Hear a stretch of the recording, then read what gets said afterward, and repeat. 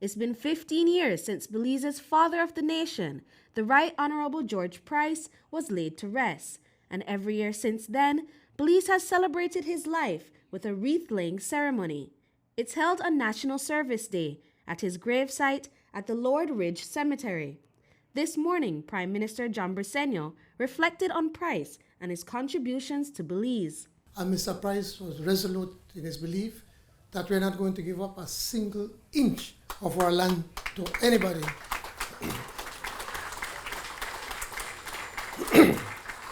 So we could have gotten independence way before 1981. But he said no. He had this vision of having a Belize that belongs to Belizeans. And I know that many instances some people are saying, well, why is it that we did not get into the tourism industry way before? I think more around the mid-80s that we started pushing the tourism in Belize. And his idea was to say, let's ensure that we can get our people to be able to, let's prepare our people for this kind of development. This year, Belize made a significant move to honor its national heroes by placing them on the newly designed dollar bills.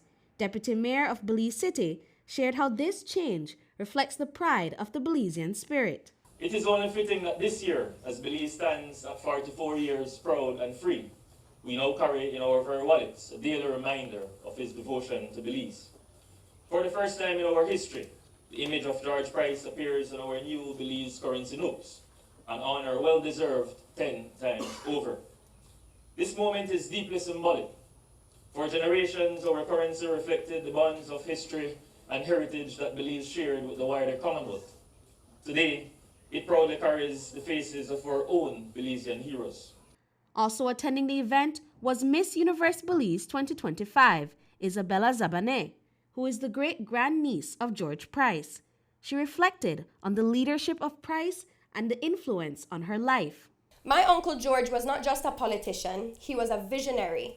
He was bold enough to take a pencil in hand and begin writing the first chapters of Belize as an independent nation. He believed in the worth of our people. He believed in the strength of this soil, and he believed in the possibility of a future that belonged to not just a few, but to every Belizean. In preparing for today, my grandmother shared with me a story, an analogy between a pencil and its eraser. The pencil writes bold, determined, but sometimes imperfect. And the eraser, though it fades with every use, makes room for the pencil's words to shine clearer. And in the end, both matter, both fulfill their purpose. Price was resolute in his vision for Belize's independence, but was also determined to not hand over an inch of Belizean soil.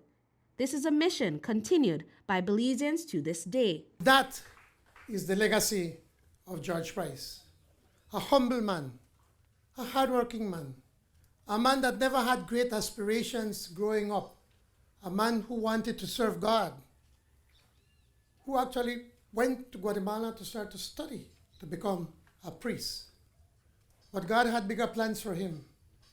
God realized that Belize needed a man like him to be able to hold this country together, to be able to tell people that despite the fact that we did not have a lot of people, despite the fact that we did not have riches in gold and oil, that kind of minerals, despite the fact that there was next to no infrastructure in this country, George Price knew that Belize can stand tall and proud, and that Belize can be a country that most other countries could look at us with envy. Last year, Price was honored with the construction of a statue in his image, which stands tall at the Battlefield Park in Belize City, forever immortalizing his legacy in Belize. Britney Gordon for News 5.